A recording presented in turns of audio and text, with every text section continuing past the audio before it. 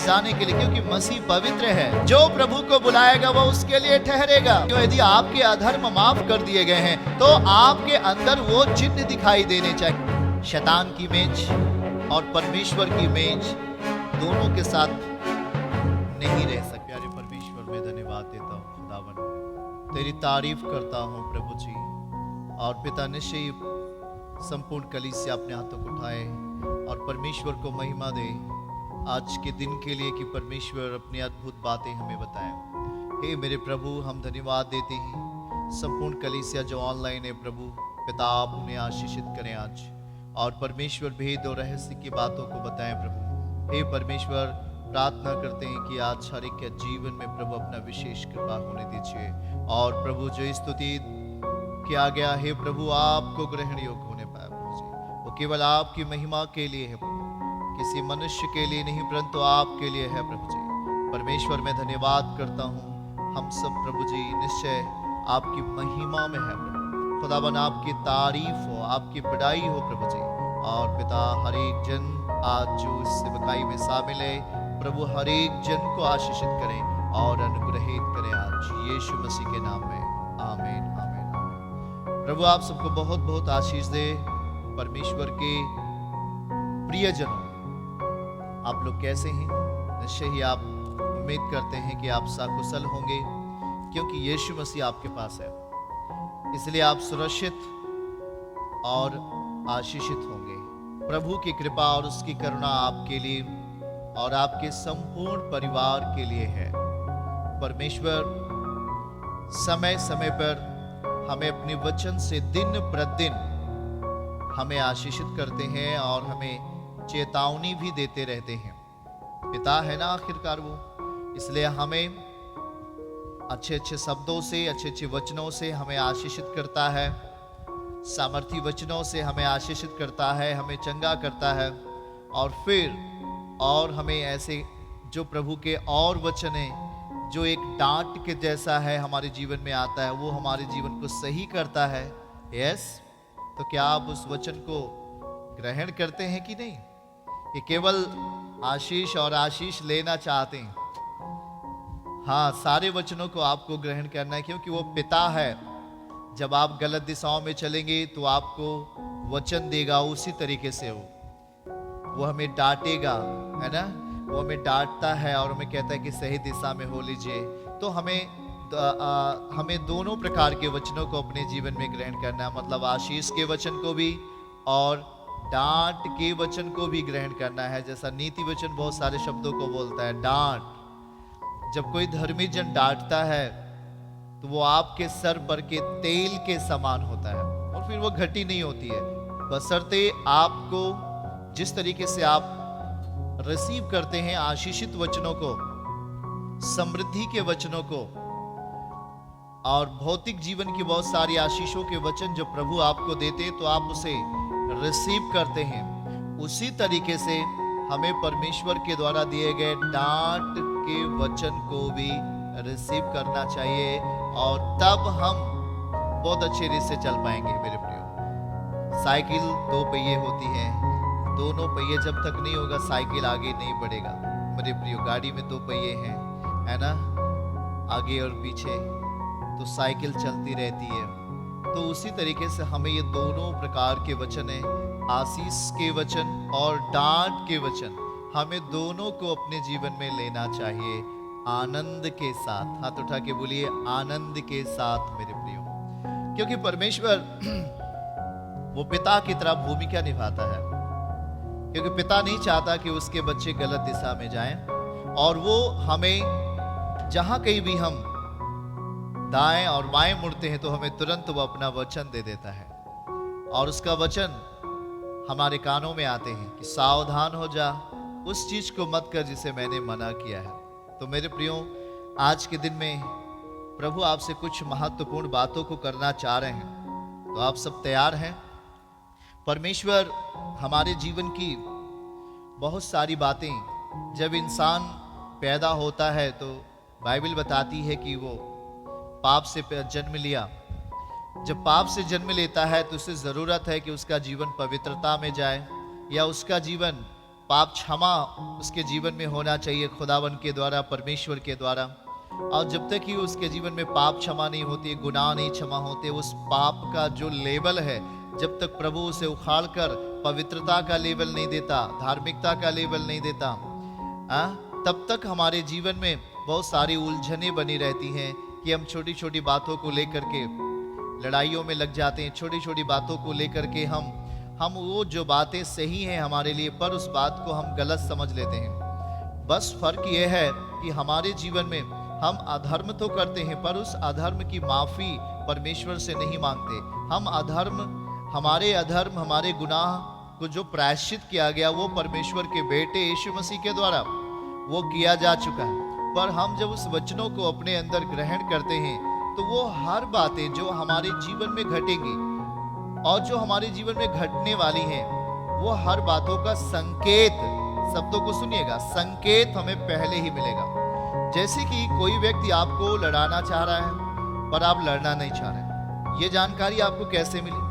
आपको कोई गलत दिशा में लेके जाना चाह रहा है पर आप नहीं जा रहे हैं, ये आपको कैसे पता चला?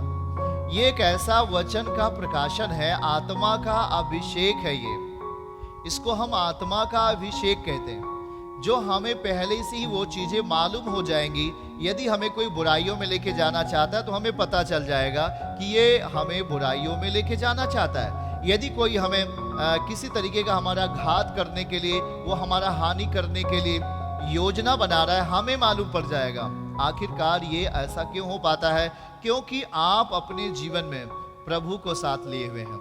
आप अपने जीवन में अपने अधर्मों की माफी पा करके, पापों की क्षमा पा करके, परमेश्वर के वचन के आधार पर आपने जीना शुरू कर दिया है। इसीलिए वो फ्यूचर की हर बातें, वो भविष्य की हर बातें जो आपके जीवन में घटने वाली हैं, उसका संकेत, हाँ शब्दों को समझिएगा, उसका संकेत आपको पहले से ही मिलने लगेगा जब आप परमेश्वर के साथ जिएंगे। परमेश्वर के जनों, ध्यान से समझिएगा। इसीलिए कहते हैं भाई, आप जब तक मसीह को नहीं जानते थे तो बहुत सारी बुराइयां करते थे, आप मारपीट करते थे, झगड़े करते थे, और आपको बहुत सारे लोग बहका करके पाप के मार्ग पर लेके चले जाते थे। जैसा नीति वचन कहता है, वो अधिक दंड पाएगा जिसने बहका करके आपको अंधकार में लेके गया। मेरे प्रियो, पर अब आप ऐसा नहीं हो। आप अपने अंदर झांक के देखिएगा जरा। अब आप उस बात को जान लेते हो, जैसे कि परिवार में 4 लोग हैं या परिवार में 10 लोग हैं, बाहरी व्यक्ति, एक पापी व्यक्ति जब आपको फुसलाता है, जब आपके जीवन के विषय में बुरा करने के विचार से वो आता है या परिवार को तोड़ने के विचार से आता है, तब आप उस परिस्थिति की भनक आपको लग जाती है, या मैं कहूँगा उस पाप का जो एक बदबू है वो आपको समझ में आ जाता है। उसका रहस्य आप जान जाते हैं कि ये पाप है जो हमारे घरों को तोड़ना चाहता है, जो हमारे परिवारों को खंडित करना चाह रहा है। इसलिए हमें तुरंत सावधान हो जाना चाहिए, है ना? तो आप क्या करते हैं? आप तुरंत, आपको उस बात का आभास हो जाता है। जैसे एक संसार की आवाज होती है और दूसरा परमेश्वर की आवाज होती है।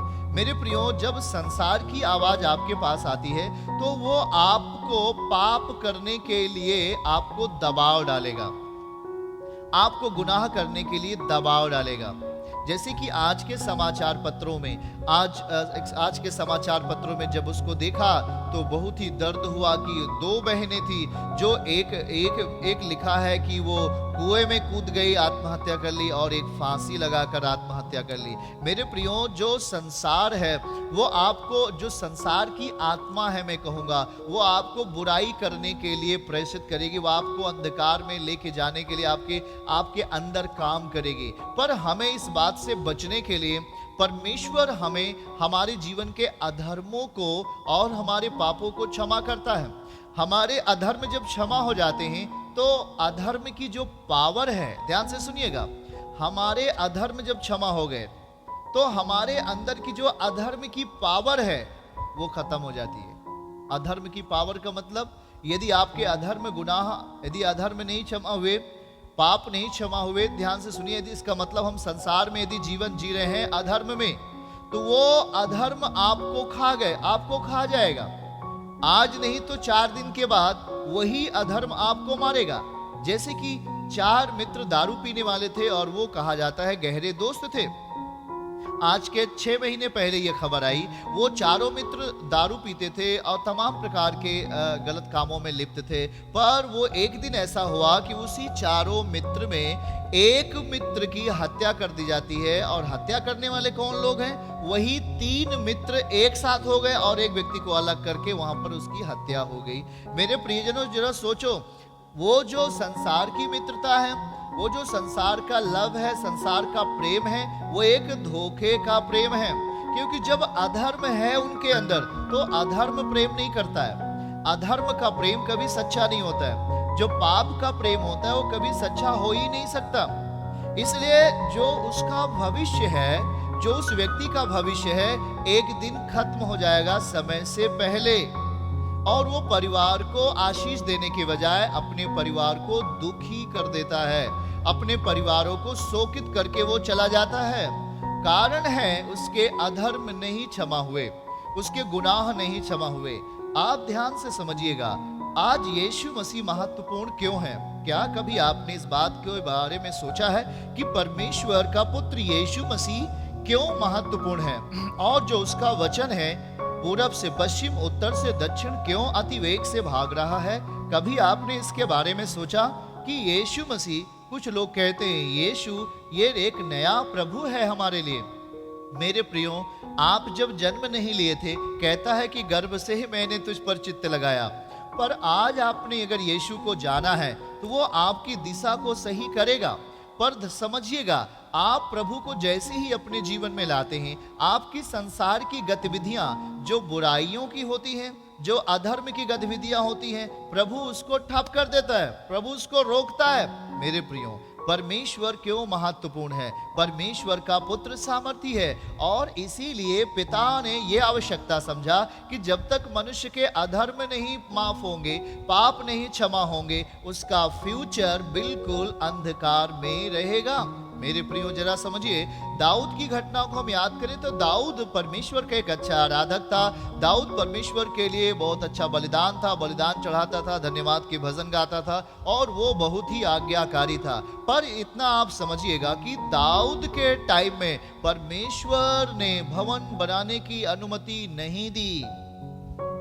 हाँ, परमेश्वर के टाइम में भाई दाऊद चाहता था कि मैं परमेश्वर का भवन बनाऊं, सामान इकट्ठा किया, ऑफरिंग, भेंट सब कुछ इकट्ठा किया, सोना चांदी लकड़ी सब कुछ इंतजाम किया दाऊद ने।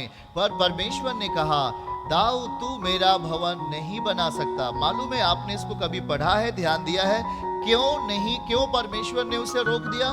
क्योंकि उसका जो टाइम था वो युद्ध का टाइम था। वो लगातार किसी न किसी का खून बहा रहा था, लगातार किसी न किसी को मार काट रहा था। आप जानते हैं 6 और 6 इतना युद्ध लड़ा, 66 युद्ध दाऊद लड़ा और कोई हारा नहीं। वो परमेश्वर उसके संग था और बहुतों को वो खून बहाया। वो प्रभु कहता है तूने बहुतों का खून बहाया, इसलिए मैं तेरे टाइम में अब मैं अपना भवन बनाने के लिए अनुमति तुझे नहीं दूंगा।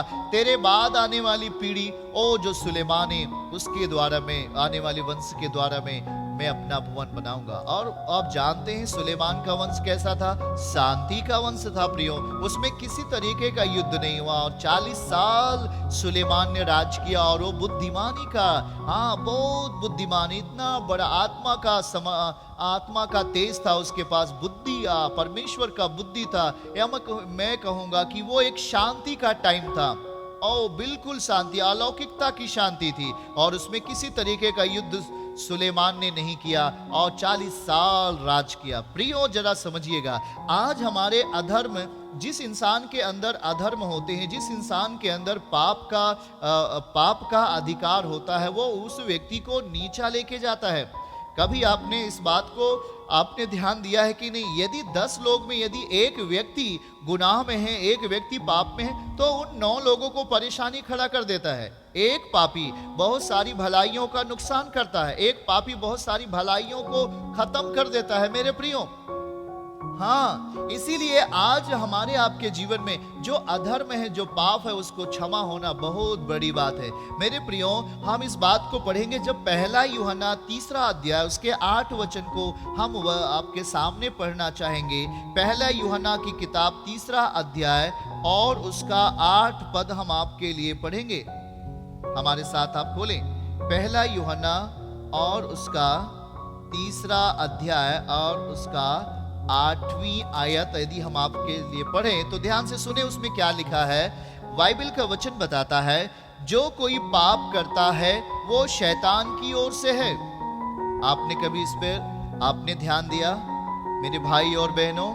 जो पाप करता है वो शैतान की ओर से है। इंसान तो बड़ा बुद्धिमान है।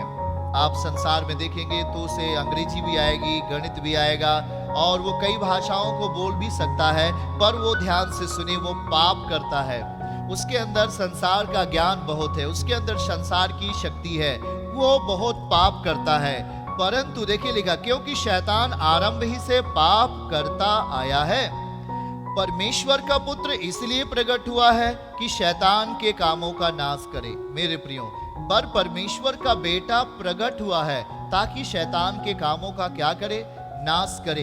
देखिएगा, हमारे साथ बोलिए, प्रकट होना। क्या प्रभु यीशु मसीह आपके घरों में प्रकट होता है?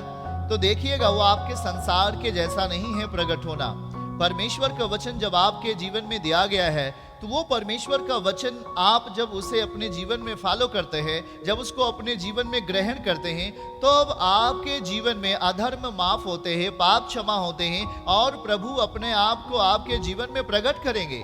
प्रकट करने का अर्थ क्या होता है मेरे प्रियो? आप ध्यान से सुनिएगा। जिसके अंदर दुष्ट आत्माएं होती हैं, आपने देखा होगा चर्च में आते समय जिसके भी अंदर दुष्ट आत्माएं काम करती हैं, तो दुष्ट आत्माएं जब आती हैं तो उस व्यक्ति का मान मर्यादा इज्जत बिगाड़ देती हैं। वो कितना भी सम्मान से जीवन जीता हो संसार की दुनिया में दिखावटी, पर देखो किस तरीके से दुष्ट आत्माएं आती हैं और उसके जीवन को खराब कर देती हैं। दुष्ट आत्मा उसके जीवन में प्रकट होता है। आप देखते होंगे दुष्ट आत्माएं चिल्लाती हैं और बहुत आवाज करती हैं, भागती हैं, गाली देती हैं, व्यभिचार करती हैं, तमाम प्रकार का गुनाह वो दुष्ट आत्माएं करती हैं मेरे प्रियो, और उसके द्वारा पूरा परिवार परेशान हो जाता है। ये एक संसार का पहचान है, संसार की आत्मा है जो आपके पूरे परिवार को तहस नहस करती है। पर मेरे प्रियो ध्यान से सुने, परमेश्वर का आत्मा जब प्रकट होता है तो शैतान के कामों का नाश होता है। यहां पे लिखा है परमेश्वर का पुत्र प्रकट होना। परमेश्वर का पुत्र, देखिएगा, परमेश्वर का पुत्र वो सर्वशक्तिमान है, वो जिंदा खुदावन है। जब आपके बुरे माहौल में आप उसे अपने आप के जब बुरे माहौल में यीशु को अपने जीवन में प्रकट करना चाहेंगे, जैसा कि सारे लोग दारू पीते हैं या सारे लोग तमाम प्रकार की पाप करते हैं, पूरे परिवार में लड़ाइयां हैं, पूरे परिवार में झगड़े हो रहे हैं, और उसमें से कोई एक व्यक्ति है जिसने अधर्म की क्षमा पाई है परमेश्वर से, उसके पुत्र यीशु के नाम में पापों की क्षमा पा गया है, तो जरा ध्यान से सुने, वो जो और बाकी लोग हैं उनमें काम कर रही दुष्ट आत्माओं को बड़ा दर्द होने लगेगा, बड़ा समस्या उन्हें होने लगेगा। हो सकता है उस एक व्यक्ति को जो नया जीवन पाया हो, जो अधर्म की क्षमा प्राप्त किया हो, उसके ऊपर सारी दुष्ट आत्माएं उन व्यक्तियों के अंदर से हावी होती हैं। आप कभी कभी ऐसा आपने देखा होगा। शायद आप एक व्यक्ति परिवार में हैं जो आप प्रभु को आत्मा और सच्चाई से प्रेम करते हैं, तो आपके आजू बाजू में ऐसे अंधकार की आत्माएं मनुष्य के भीतर से होकर के, मनुष्य के अंदर गलत सोच विचार दे करके आपके प्रति, आपके अंगेज में खड़ा कर देती है, आपके विरोध में खड़ा कर देती है। मेरे प्रियो देखिएगा, ध्यान से सुनो, इसीलिए बाइबल बताती है किसी को हम शरीर के अनुसार नहीं समझे, आत्मा के अनुसार समझिए। आप ध्यान से सुनिए, उस व्यक्ति के अंदर काम करने वाली स्पिरिट जो आत्मा है वह एक बुरा आत्मा है, और उस बुरा आत्मा पे हमें जयवंत पाने के लिए, उस पर जय पाने के लिए हमें लाठी डंडे या किसी तरीके का सांसारिक ताकत का इस्तेमाल नहीं करना है, परंतु आत्मिकता का इस्तेमाल करना चाहिए। हाँ, आत्मिकता का इस्तेमाल करना चाहिए। जिस तरीके से आप गिरासेनियों के देश में रहने वाले व्यक्ति के विषय में अगर सोचें तो वो झील के उस पार रहता था गिरासेनियों के देश में, पर प्रभु जब खुदावन का पुत्र वहां पर जाता है और जैसे ही वो नाव से नीचे उतरता है, वो दुष्ट आत्मा उसे मारने के लिए चट्टान एक पत्थर ले लेता है। जरा ध्यान से समझिए, ये एक संसार का एक पहचान है। मैं कहूंगा कि संसार में जब आपसे कोई व्यक्ति लड़ेगा तो वो हथियार लेके लड़ता है, वो किसी न किसी तरीके का हथियार, गोला बारूद या मैं कहूंगा लाठी डंडे से वो आपके सामने आता है। उसी तरीके वो दुष्ट आत्मा का स्वभाव है। मेरे प्रियो, क्या कभी आपने यीशु मसीह को देखा कि वो यीशु मसीह किसी लाठी डंडे से दुष्ट आत्मा को निकाला हो? क्या यीशु मसीह ने किसी को मारकर दुष्ट आत्मा निकाला है? क्या आपने कभी देखा है? मेरे प्रियो, वो केवल डांटा है, हाँ, आदेश दिया है और डांटा है। मेरे प्रियजनों, आप इस बात को समझिएगा। इसीलिए प्रभु कहता है कि मेरा जो युद्ध है वो कैसा है? संसार का नहीं है, हाँ, न बल से न शक्ति से, प्रभु कहता है, परंतु आत्मा के द्वारा। जकरिया 4 उसके 6 पद में लिखा हुआ है। और जब प्रभु वहां पे नाव में जैसे ही वो उतरता है, वो और उसके चेले, आप देखते हैं कि वो गिरासेनियों वाला जो व्यक्ति था जिसके अंदर दुष्ट आत्मा समाई हुई थी, और जब दुष्ट आत्मा उसके अंदर समाई हुई है तो दुष्ट आत्माओं का स्वभाव क्या है? इंसानों को मारना, इंसानों को मारना। वो अपने आप को प्रकट कर रही है। देखिएगा, दुष्ट आत्मा अपने आप को प्रकट करता है तो किसी को घायल करता है।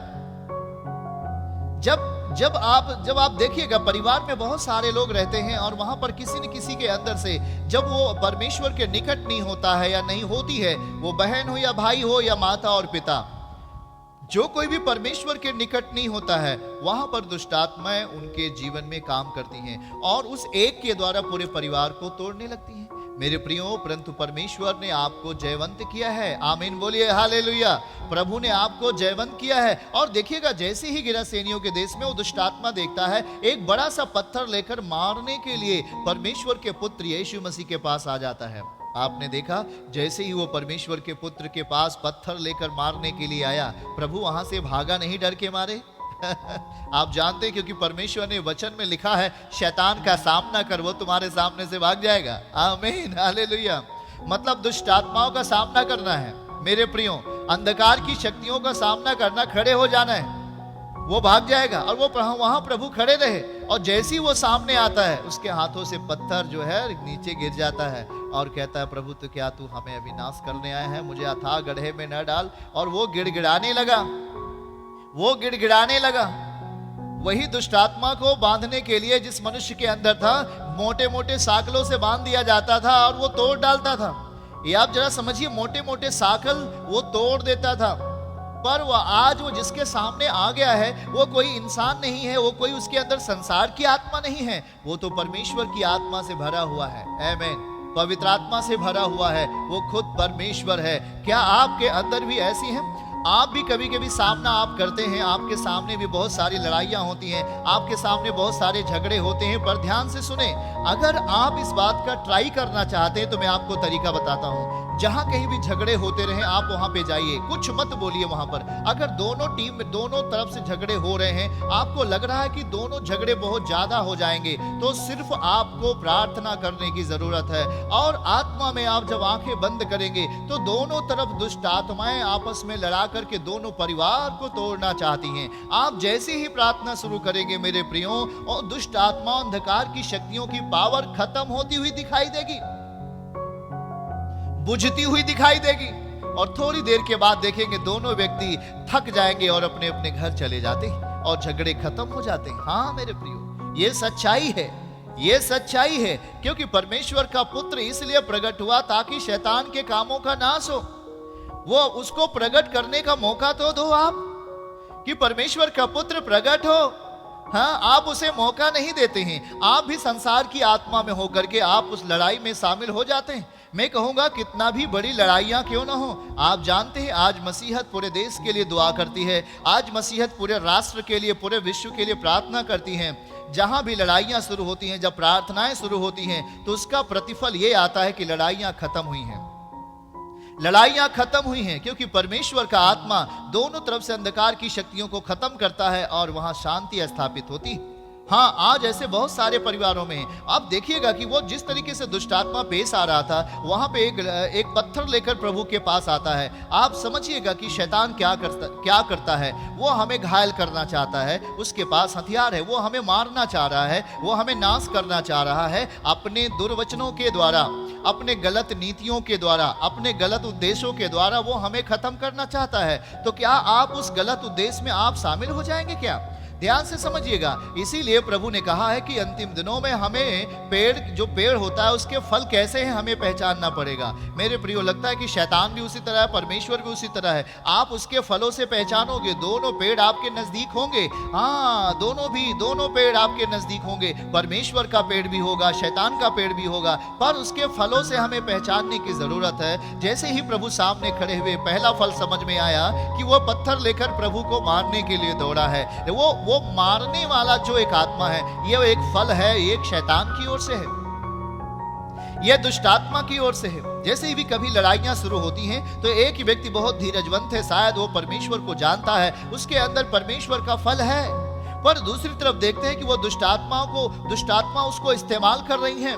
वो चाहे छोटी सी बच्ची हो, चाहे नौजवान हो, चाहे बूढ़ा हो, चाहे कोई भी हो, दुष्ट आत्मा उसको इस्तेमाल करता है। वहां पे लड़ाइयां मच जाती हैं। पर हाँ, अगर एक व्यक्ति के अंदर परमेश्वर का फल है तो उसे शांत हो जाना चाहिए। दुष्ट आत्मा कितना भी प्रयास करेगा वो कुछ नहीं कर पाएगा। हालेलुया।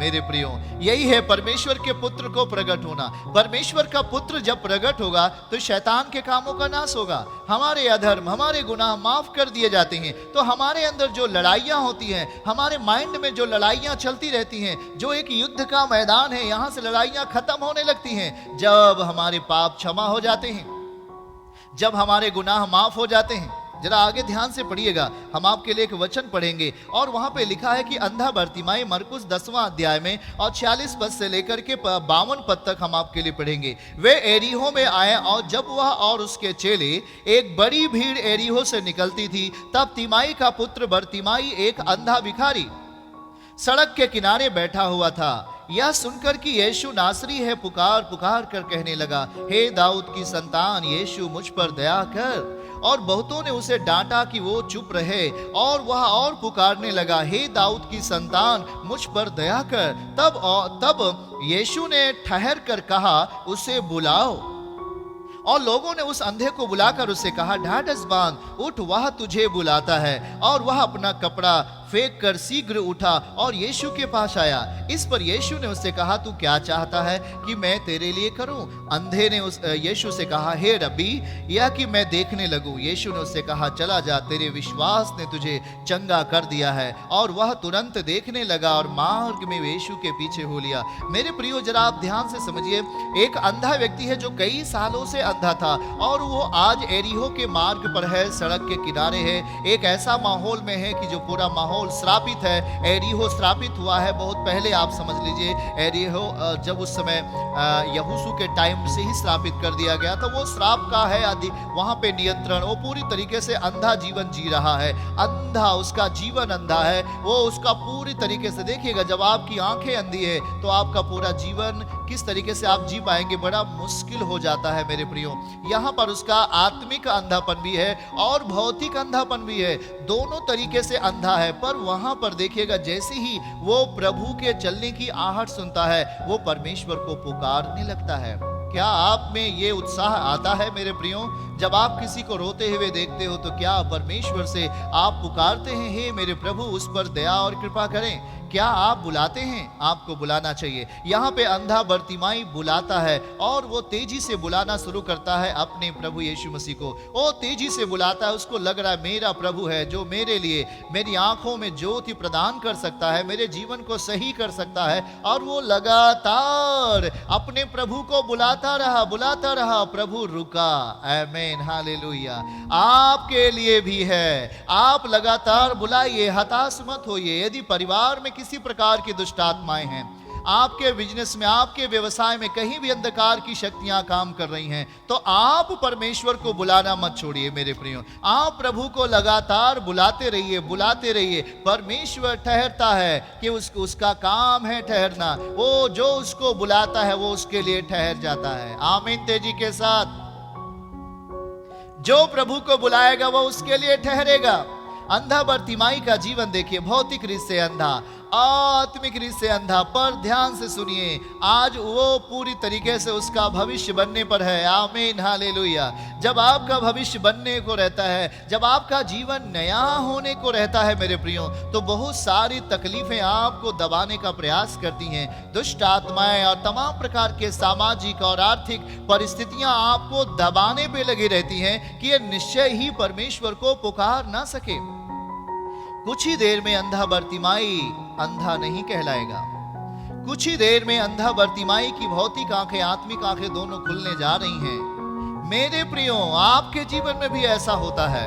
आज जब आप पुकारना शुरू कर देते हैं तो बहुत सारी अंधकार की स्पिरिट आपके भविष्य को बनाने नहीं देती हैं। उनको पता है कि यदि ये खुदावन यीशु मसीह को बुलाएगा तो इसका जीवन बदल जाएगा। इसलिए अंधकार की आत्माएं, जो तमाम प्रकार की दुष्ट आत्माएं होती हैं, या मैं कहूंगा अधर्म, आपको दबाने का प्रयास करता है और आपके भविष्य को खत्म करने का प्रयास करता है। मेरे प्रियो, अंधा बर्तिमाई बहुत सालों से अंधा था। वो कहूंगा मैं, वो जन्म से अंधा था मेरे प्रियो। और यहाँ पर वो जिस तरीके से उसे एक मौका मिलता है, पर वो उस मौके को गंवाता नहीं है, और जो उसका भविष्य आगे और जिंदगी जीना है, उस भविष्य को देखते हुए अंधा बर्तिमाई पूरी लगन के साथ, पूरी आत्मा के साथ ऊंची आवाज में अपने प्रभु को बुलाता है। ध्यान से सुनिएगा, हाँ, बुलाना है, उसके रास्ते पे चलना है, मतलब उससे अपने जीवन को न दाएं न बाएं नहीं मोड़ना, सीधे चलना है। क्योंकि ध्यान से सुनिए, अधर्म आपके ऊपर हावी हो सकता है,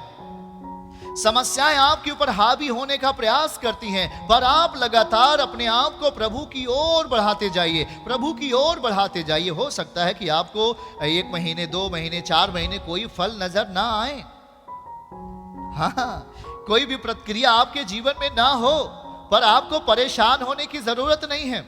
आपको उसे बुलाना ही है।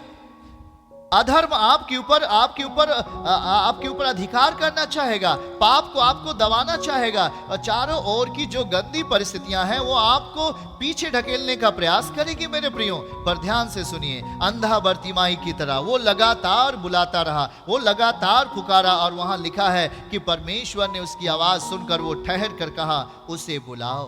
आमीन, हालेलुया। उसे बुलाओ, उसे मेरे पास लाओ।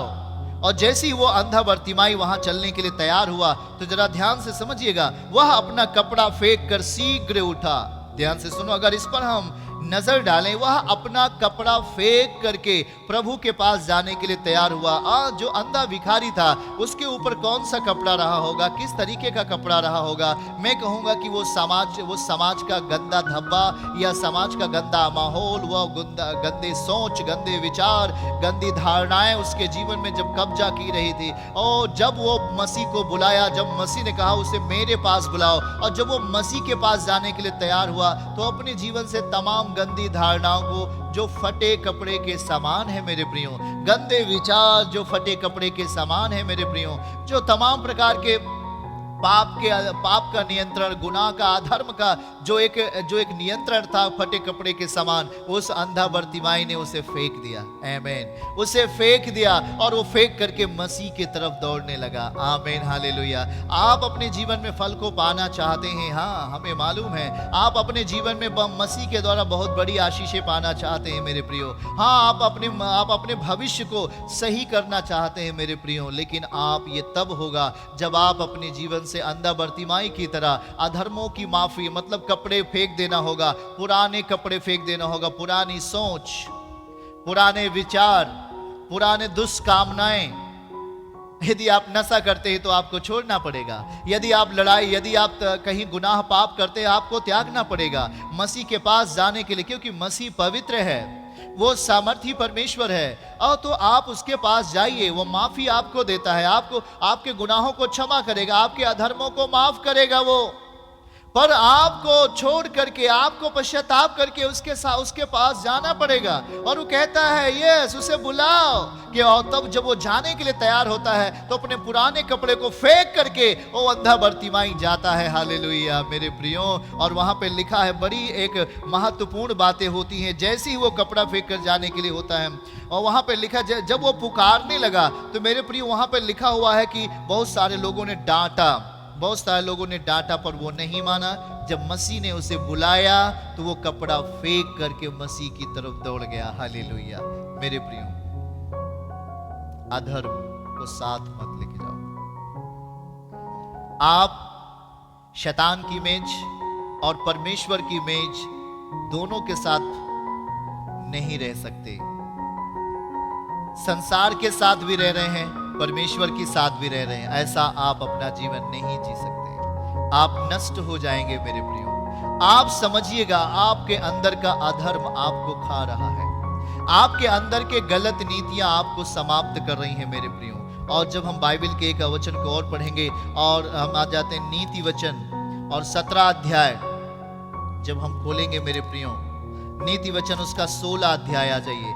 नीति वचन 16 अध्याय का 6 पद हम आपके लिए पढ़ेंगे। तो वहां पे लिखा है, अधर्म का प्रायश्चित कृपा और सच्चाई से होता है, और यहोवा के भय मानने के द्वारा मनुष्य बुराई करने से बच जाते हैं। आमीन हालेलुया मेरे प्रियो। आपके जीवन में अधर्म है तो उसका वो अधर्म कैसे खत्म होगा? वो अधर्म मेरा प्रभु खत्म करेगा। उसका अधर्म जब खत्म हो जाता है तो आपके अंदर अधर्म खत्म हुआ है, इसका फल, इसका प्रतिफल क्या दिखना चाहिए? कृपा। यदि आपके गुनाह माफ हो गए हैं, यदि आपके पाप क्षमा हो गए हैं, आप अधर्म माफ हो गए हैं, तो आपके अंदर कौन सा गुण दिखाई दे रहा है जिससे आप बोलते हैं कि हमारे पाप क्षमा हो गए हैं? मेरे प्रियो, यदि आपके अधर्म माफ कर दिए गए हैं तो आपके अंदर वो चिन्ह दिखाई देने चाहिए, वो गुण दिखाई देने चाहिए। यहां पे वही बात लिखा गया है कि अधर्म का प्रायश्चित कृपा। यदि आपके अधर्म माफ कर दिए गए हैं, किसी ने प्रायश्चित कर लिया है, यीशु मसीह ने हमारे अधर्मों को प्रायश्चित कर लिया है। बहुत सारे हमारे भाई और बहन बोलते हैं, मसीह ने मेरे गुनाहों को माफ कर दिया है, मसीह ने मेरे गुनाहों को क्षमा कर दिया है, मेरे अंदर के पाप को ले लिया है। पर 2 दिन के बाद वो पाप करते हैं, पर 4 दिन के बाद किसी का पैसा चुरा लेते हैं। मैं कहूंगा कि किसी भिखारी व्यक्ति को जो द्वार पे आता है उसे मार कर आप बाहर करते हो, और कोई भी भिखारी मांगने के लिए आ जाता है तो उसे आप डांट कर आप वहां से भगा देते हो। मेरे प्रियो, आपके अंदर वो निशान दिखना चाहिए। यदि आपके गुनाह माफ हुए हैं, यदि आपके पाप क्षमा हुए हैं, तो वो कृपा का आपके अंदर फल दिखना चाहिए। हाँ, वो कृपा का फल तो आपके अंदर दिखना चाहिए, और सच्चाई से होता है। सच्चाई से आप अपना जीवन, ये फल है कि आप अपना जीवन कृपा और सच्चाई से जी रहे हैं। जैसे यूहन्ना 4 उसका 24वां पद, आप महिमा करते तो आत्मा और सच्चाई से। मेरे प्रियो, वो फल तो दिखना चाहिए आपके अंदर। शायद कोई व्यक्ति आपके पास आने के बाद उसकी जरूरतें हो सकती हैं कम हो जाए। जब आपके पास वो मदद लेने के लिए आ जाता है तो आपके पास एडवांस में कुछ ऐसी चीजें हैं, या आप कहे कि हमारे पास, हम सक्षम हैं उसकी सहायता करने के लिए, पर आप उसकी मदद नहीं कर पाते हैं, आप उसकी सहायता नहीं कर पाते हैं। तो ये चीज, ये निशान ये बनता है कि कहीं ना कहीं आपका जो हृदय है वो कठोरता में है। और जो आपका हृदय कठोरता में है तो इतना समझ लो कि आपके गुनाह माफ अभी नहीं हुए हैं। हाँ, जब यीशु मसीह एक घर में जाते हैं, शास्त्री और फरीसियों के घर में, तो वहां पे लिखा है कि वहां पे यीशु मसीह बोलते हैं, जब वहां पर यीशु मसीह शास्त्री फरीसियों के घर में बैठे हुए होते हैं तो एक स्त्री आती है संगमरमर के पात्र में इत्र लेकर के, और वो प्रभु के पांवों पे तोड़कर प्रभु के पैरों को मलती है, इत्र मलती है, अपने बालों से पोंछती है, अपने आंसुओं से पैरों को धो देती है। प्रभु कहता है कि हे सामोन, मैंने तेरे घर आया, तूने मुझे पानी तक नहीं दिया, तूने मुझे प्रेम नहीं किया, तूने मेरी महिमा नहीं की, तूने मेरे सर पर तेल नहीं मला, परंतु जब से ये स्त्री आई है मेरे पैरों को चूमना और अपने बालों से मेरे पैरों को धोना पोंछना नहीं छोड़ा है, इसलिए इसने अधिक प्रेम किया है। जो अधिक प्रेम करेगा उसके अधिक पाप क्षमा होंगे। मेरे प्रियो, इसका मतलब आपके अधर्म, आपके पाप यदि अभी बने हुए हैं तो आप प्रेम नहीं कर पाते हैं। आप उसको आज से शुरू करें मेरे प्रियो। आप जहां कहीं रुक जाते हैं अच्छे काम के लिए, इसका मतलब है कि अधर्म आपको रोक रहा है। फिर से मैं उस बोलूंगा, अधर्म आपको रोक रहा है, अधर्म आपको रोक रहा है। प्रभु आपसे अभी दूर है मेरे प्रियो। आप उसे अपने जीवन में आने के लिए निमंत्रण नहीं देते हो। जब कोई व्यक्ति गलती करता है तो आप उसे माफ नहीं कर पाते हो। जब कोई भाई बहन आपसे गलती हो गई या हमसे गलती हो गई या कि हमने किसी के प्रति गलती कर दिया या गलती उसने हमारे प्रति कर दी, तो हमारा कर्तव्य है उसे माफ करना। जब कोई व्यक्ति गलती कर देता है तो वो गलती उस तरीके से वापस नहीं होगी जैसा आप समझ रहे हैं। इसीलिए आज संसार में देखिएगा, खून का बदला खून, आप देखिएगा। लेकिन प्रभु कहता है नहीं, जो तेरे साथ बुराई करे तू बुराई मत कर। अगर कोई व्यक्ति बुराई आपके साथ कर लिया है तो आप अगर उसके साथ बुराई करेंगे तो वो बात बराबर नहीं होगी, परंतु आप भी दोषी ठहरेंगे, आप भी दोषी ठहरेंगे। जैसे कानून बना हुआ है, अभी देखिएगा, कानून यह बना हुआ कि कोई व्यक्ति किसी को मार नहीं सकता। हाँ, अगर कोई व्यक्ति गलती करता है तो अगर वहां पे प्रशासन खड़ी है, पुलिस खड़ी है, तो पुलिस के सामने आप किसी व्यक्ति को मार नहीं सकते।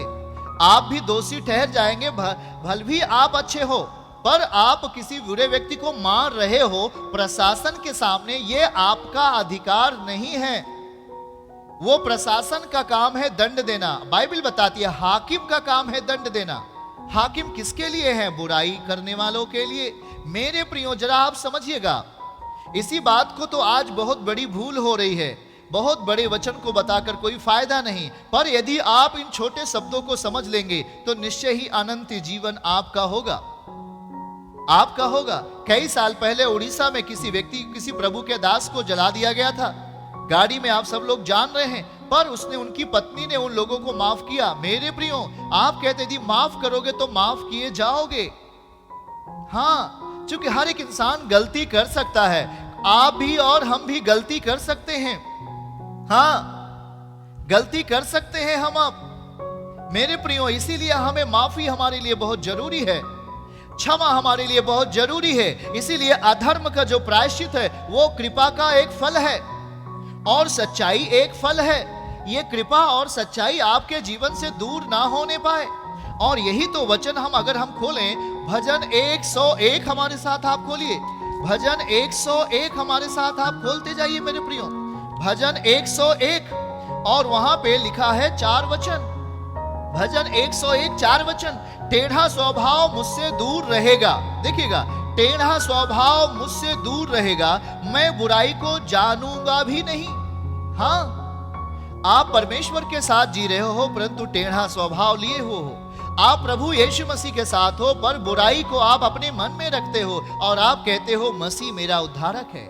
आप अभी बहुत दूर हो, आपके गुनाह माफ नहीं हुए, आपके पाप क्षमा नहीं हुए, क्योंकि आपके अंदर जो बोझ है वो पाप का बोझ है, वो अधर्म का बोझ है। 5वां पद, जो छिपकर अपने पड़ोसी की चुगली खाए। आप अपने पड़ोसी की चुगली खाते हैं, चुगली करते हैं। हम तो अपने पड़ोसी के लिए नित्य प्रार्थना करते हैं। हमारे पड़ोसी बड़े हो रहे हैं, वो धनवान हो रहे हैं, वो हर बीमारी से बच रहे हैं जब हम प्रार्थना करते हैं। मेरे प्रियो, आपका पड़ोसी यदि दुखी है, आपका पड़ोसी यदि समस्या में है, तो आपका पड़ोसी के अंदर जो अधर्म है वो कहीं ना कहीं आपको नुकसान पहुंचाने का प्रयास करेगा। फिर से मैं बोलूंगा, जो अधर्म है व्यक्ति के अंदर वो आपका पड़ोसी है, उसके अंदर अधर्म है, तो अधर्म उसको तो नुकसान करता ही करता है। वो आपको आजू बाजू में अगल बगल में भी वो आपको नुकसान करेगा। पर ध्यान से सुने, आपको इतना समझना है, जैसे मैंने बताया अभी, उस व्यक्ति को शारीरिक मत समझो, आत्मिक समझो। उसकी आत्मा पर किसी दूसरे दुष्टात्मा का, अंधकार की शक्तियों का नियंत्रण है, या कहेंगे अधर्म का नियंत्रण है। अधर्म का बोझ उसके जीवन में है, तो उसके पास क्या जरूरत है? आज यदि आपको गाली दिया है तो वो उसके जीवन में अधर्म है।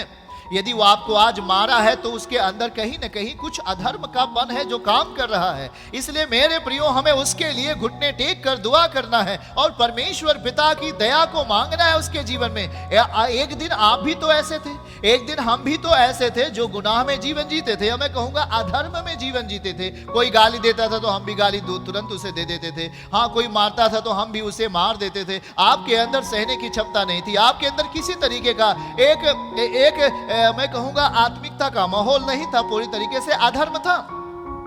जो छिपकर अपने पड़ोसी की चुगली खाए उसका मैं सत्यानाश करूंगा। ये मैं नहीं कह रहा, ये परमेश्वर कह रहा है। जिसकी आंखें चढ़ी हों, जिसका मन घमंडी है, उसकी मैं ना सहूंगा।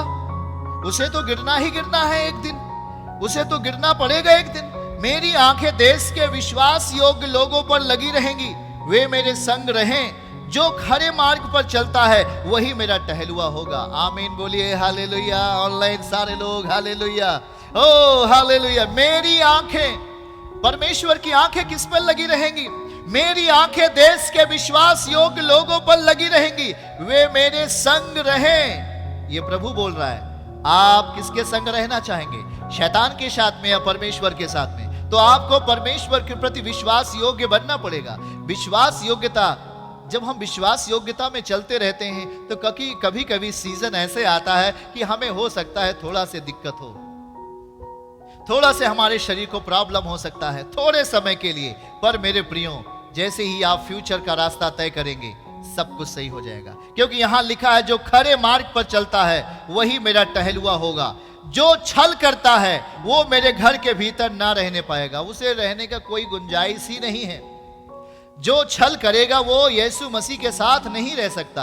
हाँ, छल करने वाला यदि पश्चाताप करे और कहे प्रभु मैं आज से छल को खत्म करता हूं, मैं आज से छल नहीं करूंगा प्रभु, और मेरे अधर्मों को माफ करो, उसी दिन से उसके अधर्म माफ हो जाएंगे और वो छल अब नहीं करे। अब परमेश्वर के वचन पे चलने के लिए अपने आप को दृढ़ संकल्प करे, फल उसके सामने दिखाई देंगे।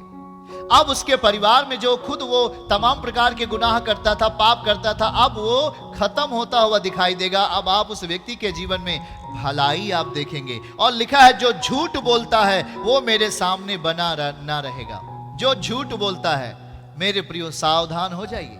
परमेश्वर पवित्र है, वो अगर मैं भी झूठ बोलूंगा तो मेरे साथ क्या करेगा? मेरा न्याय करेगा। मेरे प्रियो, यदि आप झूठ बोलते हैं तो उसके घर में नहीं रहने पाएंगे।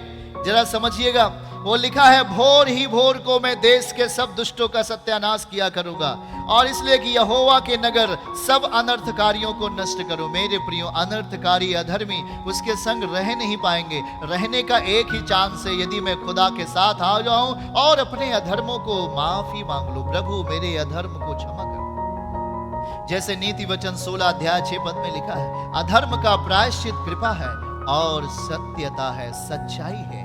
मेरे प्रियजन, आप अपने जीवन में परमेश्वर की सच्चाई को आने दो। अपने जीवन अधर्म की माफी यदि हो गई है तो उसका फल आपके सामने दिखाई देना चाहिए। आप बोलते हो मैं प्रभु का हूं, पर आप शैतान के साथ में भी बैठकर भोज खाते हो, आप परमेश्वर के साथ में भी बैठकर भोज खाते हो। नहीं मेरे प्रियो, आप शैतान के साथ में भी बैठ करके आनंद लेते हो और परमेश्वर के साथ में, और आप कहते हो मेरे अधर्म माफ हुए। मेरे प्रभु, मेरे प्रियजनों, आप समझिएगा, परमेश्वर के जन आप दोनों के साथ नहीं बैठ सकते। यदि आप ऐसा करोगे आप नष्ट हो जाओगे। आपके परिवार में शांति कभी नहीं आ पाएगी, आपके घरानों में उन्नति कभी नहीं देख पाओगे। आप लगातार चारों ओर के शत्रुओं से घिरते हुए अपने आप को देखोगे मेरे प्रियो। इसीलिए सावधान मैं कर रहा हूं आपको, आपके अधर्म का प्रायश्चित होगा। ओ अंधा बरतिमाई जब यीशु के पास जाने को हुआ तो अपना पुराने कपड़े को फेंक दिया, मैं कहूंगा अपनी लाठी को फेंक दिया, अपने कटोरे को फेंक दिया। वो कुछ भी नहीं ले गया अतीत के चीजों को। हाँ, अतीत की चीजें वहीं पर छोड़ दी। यदि आप मसीह के साथ आना चाहते हैं, यीशु के पास आना चाहते हैं, अपनी अतीत की बातों को छोड़ दो। और प्रेजेंट है वो वर्तमान है जो आपके भविष्य को बनाने जा रहा है, वो यीशु मसीह को ले लो। वो आपके जीवन को सौंदर्यीकरण करेगा। आमीन, हालेलुया। अतीत की बातों को छोड़ो। कपड़ा फटा था, ये अतीत की बातें हो गई। वो उसके हाथों में कटोरा था, अतीत की बातें हो गई। लाठी था अंधा बरतिमाई के साथ में, सब कुछ छोड़ दिया और मसीह ने उसे अपने पास बुला लिया। मेरे प्रियो, देखिएगा, अधर्म उसके साथ था।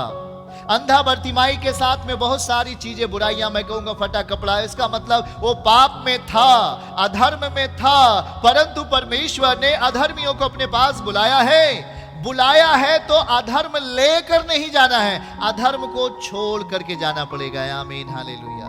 आप प्रभु को अपने जीवन में मौका दीजिए। आज आपके घर में शांति नहीं है तो कारण है कहीं न कहीं अधर्म आज पूरे परिवार को दुखी बना रहा है। आज आपके पाप क्षमा नहीं है, आज आप प्रेम नहीं कर पा रहे हैं उस स्त्री की तरह जिसने महंगा इत्र प्रभु के लिए तोड़ा है। आप अपने जीवन में ध्यान से समझिएगा, आज आप अपने जीवन के लिए क्या तोड़ रहे हैं। हालेलुया। हाँ, आप अपने जीवन के लिए क्या तोड़ रहे हो? जैसी वो इत्र डाला पूरा घर महक गया। मेरे प्रियो, आप अपने जीवन को बलिदान करें, परमेश्वर के लिए भेंट दे। आप कभी कभी बाइबल में पढ़ते होंगे, बलिदान शब्द आप अक्सर पढ़ते हैं कि जो बलिदान पुराने नियम में बलिदान चढ़ाया जाता था पापों की प्रायश्चित के लिए, अधर्म के प्रायश्चित के लिए लोग बलिदान चढ़ाते थे। और जो बलिदान का जो बलिदान की प्रक्रिया है वो गले से संबंधित है। हाँ मेरे प्रियो, बलिदान यह हाथों को काटकर बलिदान ऐसा नहीं, या मैं कहूंगा पैरों को काटकर बलिदान चढ़ाना ऐसा नहीं, परंतु परमेश्वर चाहते बलिदान। बलिदान का मतलब होता है गला काट देना। आप जानते हैं कि आप बलिदान में आप अगर हम देखो हाथ काटेंगे तो हाथ फिर से जुड़ सकता है, वो बलिदान नहीं माना जाएगा। पैर कटेगा तो पैर फिर से डॉक्टर इसे जोड़ सकते हैं अपने ट्रीटमेंट से, इलाज के द्वारा। हाँ या ना? आपका अंगूठा कटेगा वो जुड़ जाएगा, आपका उंगली कटेगा वो जुड़ जाएगा। मेडिकल्स के द्वारा डॉक्टर्स इसका उपाय करके जोड़ सकते हैं। मैं कहूंगा उसको बोलते सर्जरी करके उसको जोड़ सकते हैं। पर यदि आपका गला कट जाए तो कोई जोड़ ना पाएगा। यस, अगर आपका गला कट जाए तो कोई जोड़ ना पाएगा, वो व्यक्ति का एंड हो जाता है, वहीं से खत्म हो जाता है। आपका बलिदान कैसे है मेरे प्रियो? जब आप बलिदान करते हैं तो पूरा समर्पण करें। बलिदान का मतलब होता है समर्पण कर देना पूरी तरीके से। जब गला कटा तो इसका मतलब ये अलग हो गया, धड़ से सर अलग हो गया, फिर से इसे डॉक्टर जोड़ नहीं पाएगा। आप ध्यान से देखिएगा, शरीर का कोई भी अंग कटेगा फिर से डॉक्टर उसे सर्जरी करके जोड़ सकता है, नसों को जोड़ सकता है। पर जब गला कटेगा तो कभी भी डॉक्टर जोड़ नहीं पाएगा, गर्दन नहीं परंतु गला। हालेलुया। यही तो बलिदान खुदावन चाहता है आपसे, पर आप देने के लिए तैयार नहीं हो। आप अपने जीवन में किसी तरीके का बलिदान समर्पण देने के लिए तैयार नहीं हो। आप अधूरा, मैं कहूंगा गले वाला बलिदान आप चाहते हो, पर ये बलिदान खुदा को चाहिए। जरा देखिएगा सब लोग, ये गले का बलिदान जो मेमना कटा तो यहां से काट कर अलग कर दिया गया। हालेलुया। मेरे प्रियो, वो वैसा बलिदान खुदा चाहिए, पूर्ण समर्पण। ऐसा नहीं कि हाथ काट के बलिदान दे दिया ये तो फिर से जुड़ जाएगा। आपका बलिदान कहां पे हुआ? उसको बलिदान पूरा चाहिए। आत्मिक रीत से इसको समझिए, आत्मिक रीत से पूरा बलिदान चाहिए। जैसे पहले के समय में जब जानवरों को बलिदान किया जाता था तो पूरा गला काट दिया जाता था। हालेलुया। मेरे प्रियो, जो यहाँ जुड़ नहीं सकता है, इसे दोबारा इसे जोड़ा नहीं जा सकता। इसका मतलब संपूर्ण, जो आप अपने जीवन में प्रभु को अपना रहे हो संपूर्ण रीत से, संपूर्ण मन से, संपूर्ण शक्ति से, संपूर्ण बुद्धि से परमेश्वर के लिए समर्पित हो जाओ। अधर्म माफ होंगे, आपके गुनाह माफ होंगे और परमेश्वर आपको आपके भविष्य को सही करेगा। आमीन, हालेलुया। आपको लगातार बल प्रदान करेगा, आपको शक्ति प्रदान करेगा। मेरे प्रियो, आपके भविष्य को वो सही करना चाह रहा है, आपके भविष्य को वो अच्छा करना चाह रहा है, आपके भविष्य को वो नया बनाने पर है। पर आपका बलिदान अधूरा है, आपका बलिदान अधूरा है। शायद ऐसा भी बलिदान देना पड़े मेरे प्रियो, मैं अपनी गवाही बोलता हूं, हमें भी ऐसा बलिदान देना पड़ा। शायद एक टाइम ऐसा था शुरुआती समय में कि जब हम बलिदान को दिया तो हमारे पास कुछ भी नहीं बचा। हाँ मेरे प्रियो, एक समय ऐसा था जब शुरुआत में प्रभु के साथ प्रभु ने हमें बुलाया तो बलिदान देने के लिए कहा प्रभु ने, या मैं कहूंगा भेंट देने के लिए, ऑफरिंग देने के लिए प्रभु ने कहा। जब मैंने भेंट को दिया तो हमारे घर में कुछ भी बचा नहीं था, वो ऑफरिंग था केवल। जब हमने उसको दे दिया तो घर में एक पैसा भी नहीं बचा था मेरे प्रियो। लेकिन जैसे ही आप बलि को चढ़ाएंगे, पुनरुत्थान की शक्ति प्रकट होगी आपके लिए।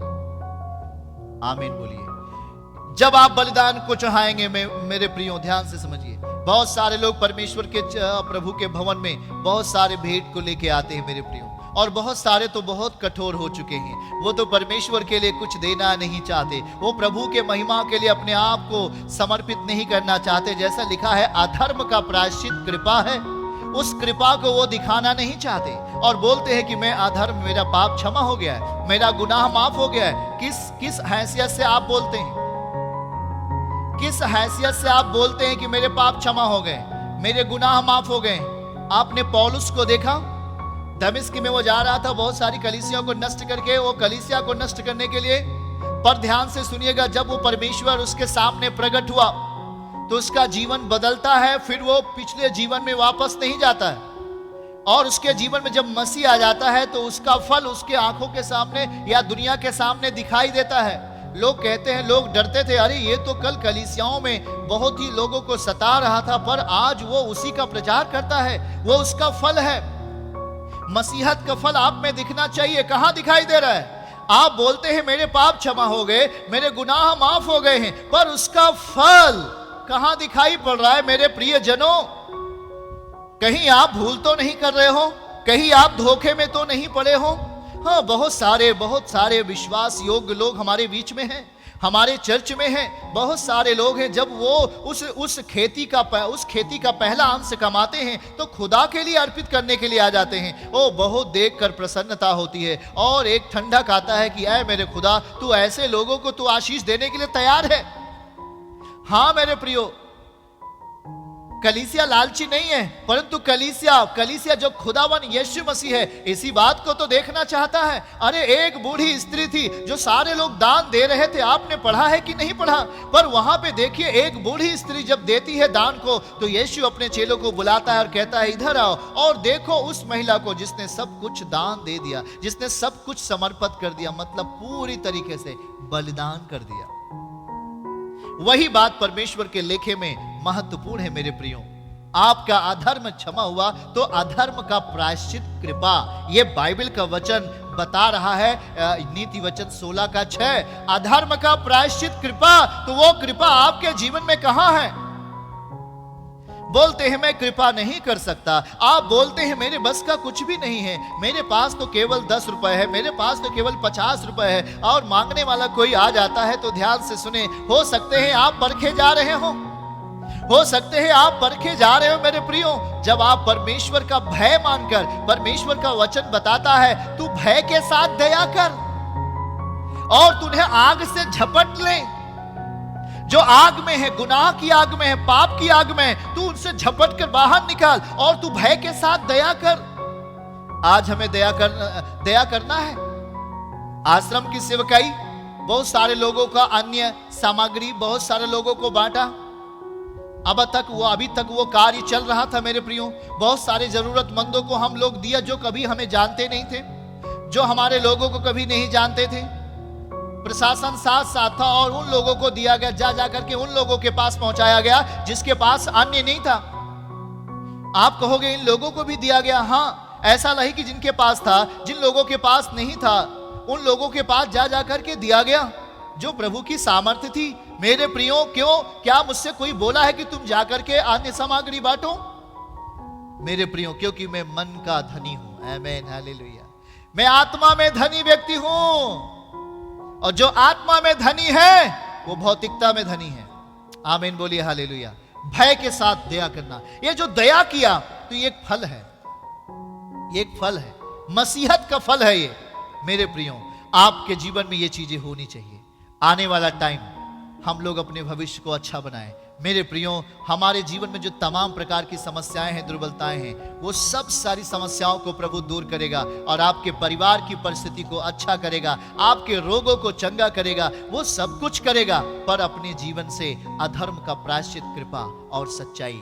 आमीन, हालेलुया। अपने आप को तैयार करो। आप अपने घर से, मैं इस पद को फिर से पढ़ करके मैं आपके लिए दुआ करना चाहूंगा। मेरे प्रभु, यहाँ पर परमेश्वर बोलता है कि टेढ़ा स्वभाव मुझसे दूर रहेगा और मैं बुराई को जानूंगा भी नहीं। इतना आप समझ लीजिए। आजकल बहुत सारी स्त्रियां बुराइयों को करती हैं और बुराइयां सुनकर दूसरों को बताती हैं, जैसे कि वो कोई अच्छी चीजें बांट रही हों।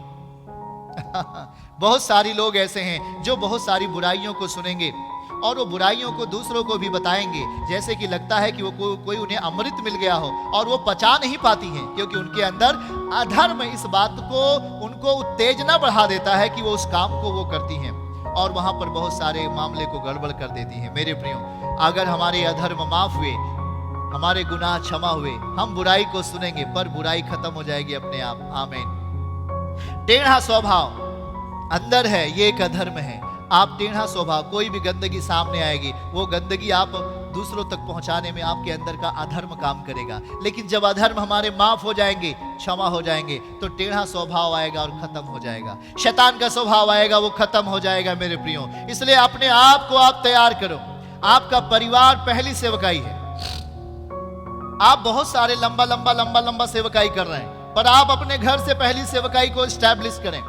पवित्र आत्मा ये बोलता है कि हम अपने घर की सेवकाई को पहले स्थिर होने दें। हमारी मिनिस्ट्री, पहली शुरुआत, हमारी सेवकाई हमारे घर से शुरू होती है।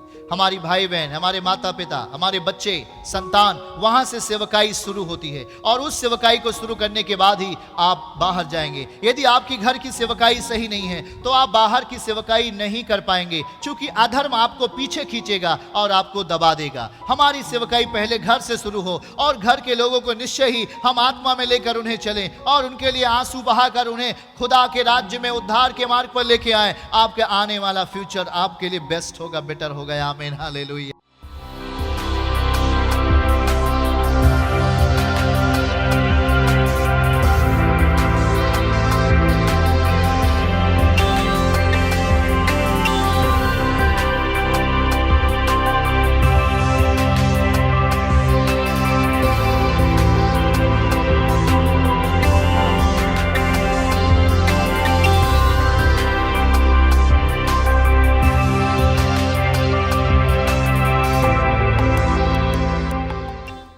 यीशु आश्रम मिनिस्ट्रीज की हर लेटेस्ट अपडेट को पाने के लिए हमारे YouTube चैनल को सब्सक्राइब करें और नोटिफिकेशन पाने के लिए बेल आइकन को जरूर दबाएं।